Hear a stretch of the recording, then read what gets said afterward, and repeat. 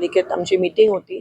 3-4 विषय त्या ठिकाणी होते आणि त्याच्यावर आम्हाला आढावा बैठक एक मी ह्या ठिकाणी घेतली होती.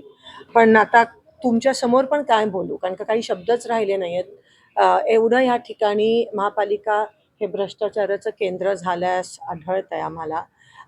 ऐन पावसाळ्यात नाला साफसफाईची कामं तो एक भाग आहे.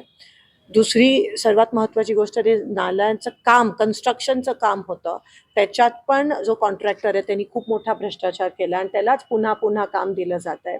त्याच्यात फक्त 60% काम झालं आहे, उर्वरित काम झालं नाही आहे आणि होणार पण नाही आहे पावसाळ्यात. महानगरपालिकेने त्यासाठी काही कंटिंजन्सी, वेगळा प्लॅन, माहिती होतं पावसाळ्यापर्यंत हे काम होणार नाही आहे, पण 70% आज पूर्ण शहर खोदलं आहे आणि ते तसंच होणार आहे. आणि खूप मोठं आज परवा जो एक पाऊस झाला त्याच्यामुळे इतकी अपदा झाली. येणाऱ्या दिवसात अजून अपदा होणार आहे, मी हे लिहून देते. कॉन्ट्रॅक्टर काम करणार नाही आहे. काही कामं त्या ठिकाणी झालेत. नाले साफसफाई पण 65 ठिकाणी झालेत. उर्वरित जो मुरगी नाला असेल, शेळगी नाला असेल, मेन जे आपले चोक होणारे आहेत तिकडे नाला साफसफाई झाली नाहीये. म्हणजे तुम्ही अंदाज घेऊ शकता की येणाऱ्या पावसाळ्यात काय परिस्थिती. मग महानगरपालिका नेमकं करताय काय? मला तेच विचारायचं. तुम्ही नाला साफसफाई करत नाही आहात, तुम्ही नाल्याची उर्वरित कामं करत नाही आहात. तुम्ही म्हणताय समांतर जलवाहिनीला आम्हीच NTPCने त्यावेळेस निधी दिलेली. मुद्दामून लँड ॲक्विजिशन न करता कॉस्ट एस्केलेट झाला आणि अजूनही तुम्ही म्हणताय 4 दिवसाआड पाणी. त्यावेळेस हे रेकॉर्डवर म्हणालेले की आम्ही 2 दिवसाआड. अजूनही सोलापूर शहराला पाणी पुरवठा विस्कळीत आहे. 4-5 दिवसांनी पाणी मिळतं आणि ते पण काही ठिकाणी वेळेवर. आमच्या पूर्व भागमध्ये अजूनही वेळेवर पाणी येत नाही. आता काय कारण देत आहेत? आता कारण देत आहेत की WTP वॉटर ट्रीटमेंट प्लांट पाकणीमध्ये आहे, ती फॉरेस्टची जमीन आहे. ती फॉरेस्टची जमीन आहे. मग फॉरेस्ट आधी आपला प्लांट आहे, फॉरेस्टला आता सुचलं की ते आता त्यांच्याकडे म्हणून महापालिकेला देत नाही. तर फॉरेस्ट बरोबर तुमच्या किती मीटिंग झाल्यात? एक पण मीटिंग झाली नाही. फॉरेस्ट बरोबर तुमच्या किती मीटिंग प्रस्तावित आहेत? एक पण मीटिंग प्रस्तावित नाही आहे. दुसरी गोष्ट, खाजगी जमीन जर तुम्हाला घ्यायचं असेल WTP साठी, तर त्या खाजगी जमीन घेण्यासाठी तुम्ही काय प्रक्रिया? 0. मग काय काम करताय तुम्ही? काम पुढे नेतच नाही. हे महत्वाची काम आहेत आणि तुम्हीच म्हणालेला 2 दिवसाआड पाणी मिळणार आहे. त्यावेळेस पासून मी प्रेझेंटेशन मध्ये ऐकते आहे आणि त्यामुळे आपण NTPCने एवढी निधी त्या ठिकाणी दिली. केवळ महानगरपालिकेच्या हलगर्जीपणामुळे आज सोलापूर शहराला पाणी वेळेवर मिळत नाही आहे. येणाऱ्या पावसाळ्यात खूप मोठे या ठिकाणी लोकांना अडचणीला सामोरे जावं लागेल, कारण का मुद्दामून महानगरपालिकेने सगळी नाला साफसफाई आणि नाल्याची जी उर्वरित कामं होती ती सगळी त्या ठिकाणी पेंडिंग ठेवलेत.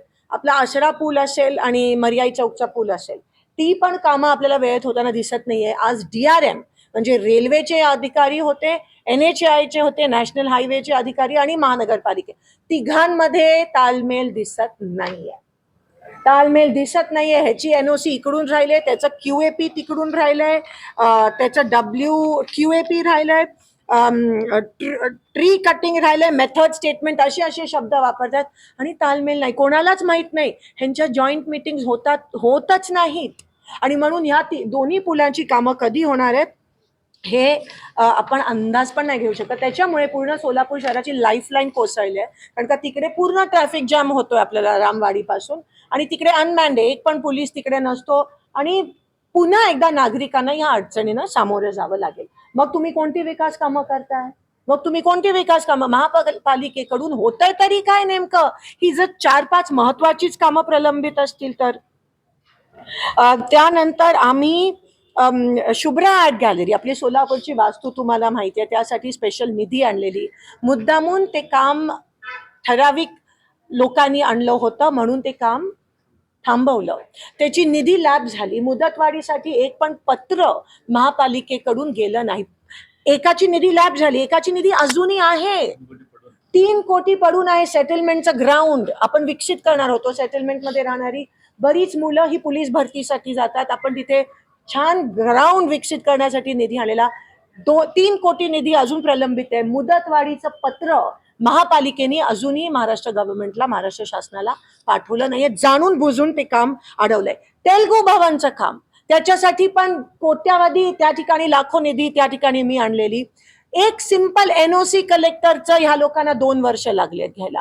मुद्दामून ते काम आम्ही ठरवलेलं म्हणून माझ्या तेलगू समाज बांधवांचं काम हे काय वैयक्तिक कामं नाहीये, टेंडर उचलण्याची, कॉन्ट्रॅक्टर आमचे दमदाटी देऊन. ही सोलापूरच्या जनतेची विकासाची कामं मुद्दामून महानगरपालिकेने थांबवली.